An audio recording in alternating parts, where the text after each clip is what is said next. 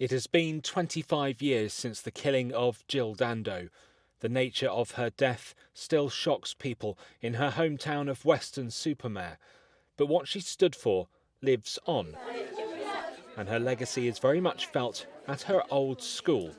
Jill Dando News was set up in her name, training journalists who think and write positively, both here at Worle Community School and across the Priory Learning Trust.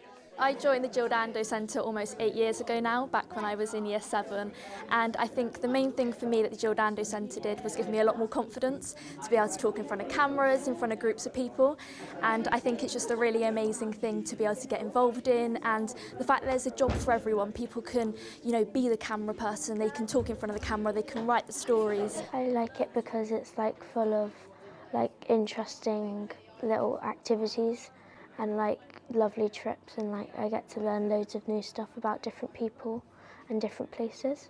We've been to Parliament, we've had the opportunity to interview loads of amazing people like Nick Ross, and we've interviewed our MP and mayors and stuff. Yeah, I think it just gives us life experience. For Jill's brother Nigel, himself a now retired journalist, the success of this project is a fitting tribute to her. Oh, I think she'd have been delighted because of the principles on which this news centre was founded.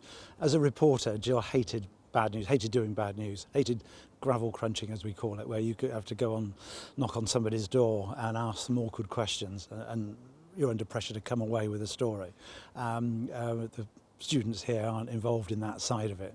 So I think Jill would have been delighted that not only have these news centres been set up, but the work that they're doing to promote positive news at the same time. Jill's impact is noticeable in many places, including Western Hospice Care, where she was a patron.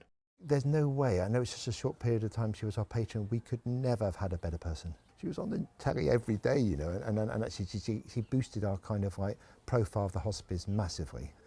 We still do have a Jill Dando fund, and that's a particularly fund that people can put money into to give people special memories. Her murder remains unsolved, a tragedy still felt 25 years on.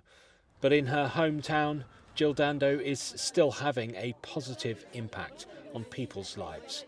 Ben McGrail, ITV News, Weston-super-Mare.